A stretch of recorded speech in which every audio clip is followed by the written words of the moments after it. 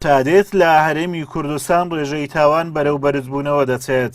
ئەمەش بەشێکی دەگەڕێتەوە بۆ خراپ بەکارهێنانی تۆڕە کۆمەڵایەتیەکان و بەخشکردنی دراما بیانیەکان. بۆ کەمکردنەوەی ڕووداوەکان چالاکوانان پەنادەبنە بەر هۆشیارکردنەوەی گەنجان و پێیان وایە تۆڕە کۆمەڵایەتیەکان و ماڵپەڕە نەشیاوەکان هۆکارن بۆ لێکهەڵوەشانەوەی خێزان و زیادبوونی تاوان.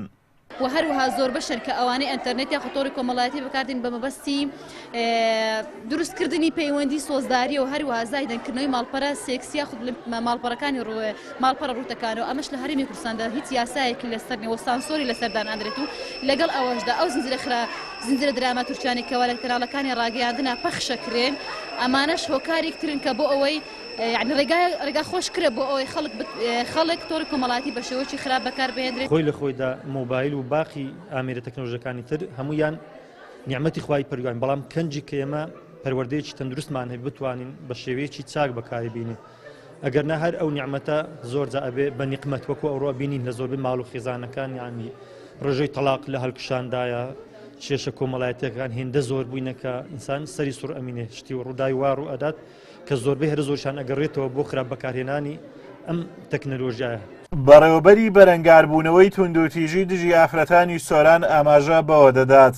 بەپێی ئەو ئامارانەی لە بەردەست ئەواندایە ڕۆژانە لە هەرێمی کوردستان زیاتر لە 400,000 جار سەردانی ماڵپەڕە نەشیاوەکان دەکرێت. ئەوەش هۆکارێکە بۆ لادانە سێکسیەکان.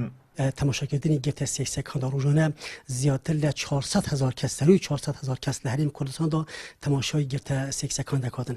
عێراق لە ڕۆژهەڵاتی ناوەڕاستدا یەکەمینە لە تەماشاگرتنی گرتە سێکسیەکاندا.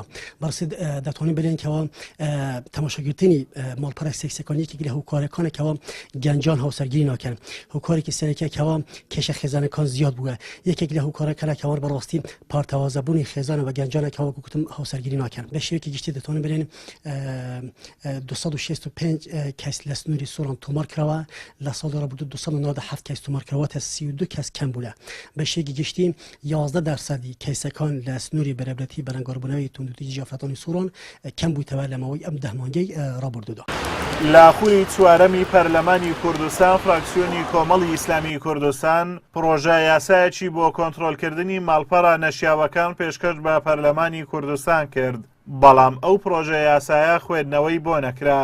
نەبوونی یاسایەک بۆ ڕێگریکردن لە تاوانە ئەلیکترۆنیەکان و بڵاونەبوونی هەر جۆرە درامایەک لە شاشەی کەناڵەکانەوە وای کردووە ڕێژەی تاوانەکان بەردەوام لە بەرزبوونەوەدا بێت.